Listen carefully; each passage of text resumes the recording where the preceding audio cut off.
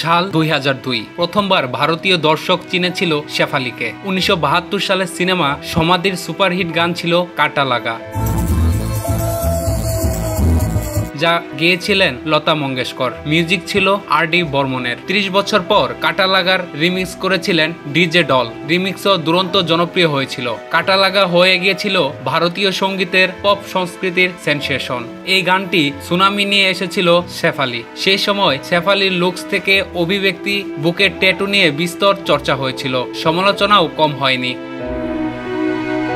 কাটা লাগা গানটির পর আর পিছনে ফিরে তাকাতে হয়নি সতীশ সুনিতার মেয়ে শেফালিকে। 1982 সালে 15 ডিসেম্বর আহমেদাবাদে জন্মান শেফালি। রয়েছে বড় দিদিও। জনপ্রিয়তার শৃঙ্খলে আহরণ করেও হঠাৎ যেন শেফালি অন্তরালে অন্ধকারে হারিয়ে গিয়েছিলেন। অথচ তার বায়োডাটায় রয়েছে 35টি মিউজিক ভিডিওতে কাজ করার অভিজ্ঞতা।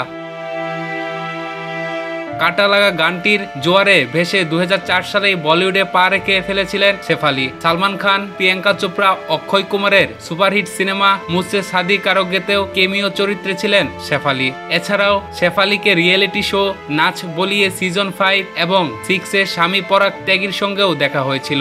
2019 সালে শেফালি ছিলেন বিগ বস 13 এর ঘরে। অলট বালাজির ওয়েব সিরিজ বেবি কামনাতেও তিনি ছিলেন চরিত্রের বিপরীতে। গুজরাতের প্রসিদ্ধ প্রতিষ্ঠান সর্দার প্যাটেল ইঞ্জিনিয়ারিং কলেজ থেকে তথ্য প্রযুক্তিতে স্নাতক ডিগ্রি অর্জন করেছিলেন। সৌন্দর্য এবং মস্তিষ্কের মেলবন্ধনে সত্যিকারের উদাহরণ ছিলেন শেফালি। শেফালি দুবার বিয়ে করেছিলেন। 2004 সালে মিউজিশিয়ান হরমিত সিংকে বিয়ে করেছিলেন শেফালি। হরমিত পরিচিত বলিউড ডাইনামিক জুটি মিড ব্রেস ডুয়ের কারণে। 2009 সালে হরমিতের বিরুদ্ধে মানসিক ও শারীরিক অত্যাচারের অভিযোগ এনেছিলেন শেফালি। তারপরই এ দম্পতির বিবাহ বিচ্ছেদ হয়ে যায়। এরপর শেফালির জীবনে আসে পরাগ ত্যাগী। 4 বছর ডেট করার পর 2015 সালে 7 পাকে বাধা পড়েছিলেন পরাগ শেফালি। বিগত 10 বছর একসঙ্গে ছিলেন তারা।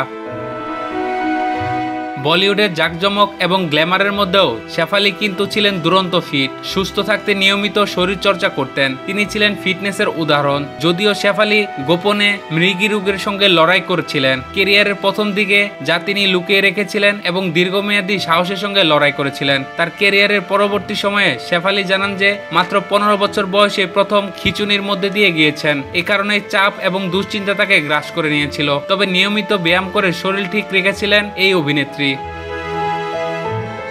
সম্প্রতি বেশ কিছু মিডিয়ায় রিপোর্ট বলছে যে এই অভিনেত্রী প্রায় $10 লক্ষ মালকিন ছিলেন। তবে নিশ্চিতভাবে শেফালির মোট সম্পত্তির পরিমাণের বিষয়ে এখনো কোনো তথ্য আসেনি।